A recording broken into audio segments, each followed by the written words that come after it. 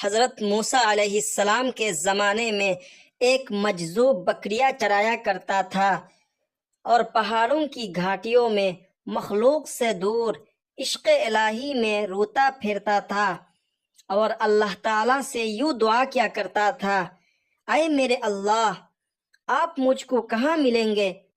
اگر آپ مجھ کو مل جاتے تو میں آپ کا نوکر ہو جاتا اور آپ کی گدڑی سیاہ کرتا اور آپ کے سر میں کنگھی کیا کرتا، اور آپ کو کبھی بیماری پیش آتی تو میں آپ کی خوب غمخواری کرتا۔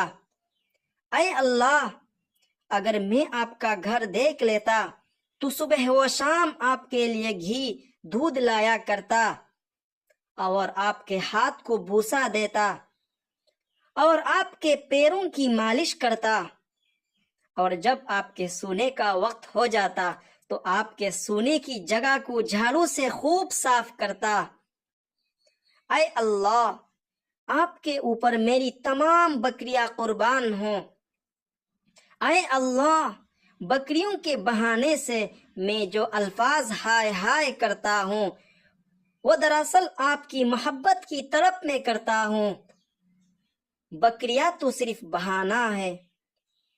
الغرض وہ چرواہا اللہ تعالیٰ سے اپنے عشق کی بے چینی بیان کر رہا تھا۔ اس طرح وہ چرواہا محبت کی باتیں اپنے رب سے کر رہا تھا کہ اچانک حضرت موسیٰ علیہ السلام کا اس طرف سے گزر ہوا۔ حضرت موسیٰ علیہ السلام نے جب یہ باتیں سنے تو ارشاد فرمایا، اے چرواہے، کیا اللہ تعالیٰ کو نوکر کی ضرورت ہے یا ان کا کوئی سر ہے کہ تو ان کے بالوں میں کنگھا کرے گا؟ یا ان کو بھوک لگتی ہے کہ تو ان کو بکریوں کا دودھ پلائے گا؟ کیا اللہ تعالیٰ بیمار ہوتے ہیں جو تو ان کی غمخواری کرے گا؟ اے جاہل، اللہ تعالیٰ کی ذات محتاجی کی تمام باتوں اور ہر عیب اور نقص سے پاک ہے۔ تو جلدی توبہ کر، تیری ان باتوں سے کفر لازم آتا ہے۔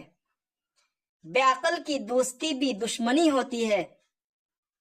اللہ تعالیٰ تیری ان خدمات سے بے نیاز ہے۔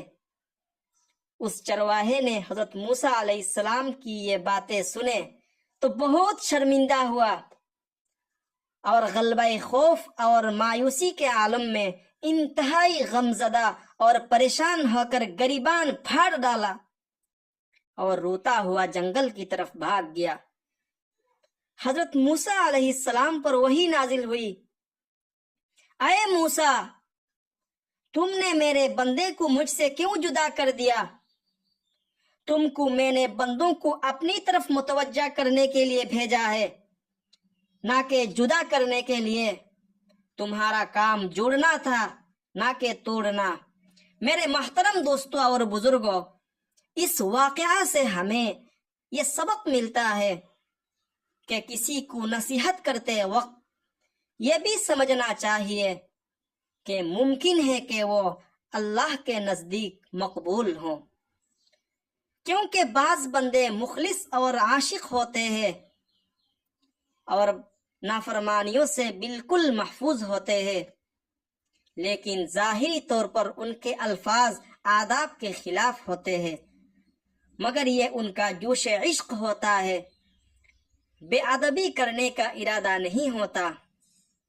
اس قصہ سے ہمیں یہ بھی سبق حاصل ہوتا ہے کہ کسی کو اتنی سخت نصیحت نہیں کرنا چاہیے جس کی وجہ سے وہ بندہ اللہ تعالیٰ کی رحمت سے مایوس ہو جائے، بلکہ نصیحت کرنے میں اعتدال اور میانہ روی کا خیال رکھنا چاہیے۔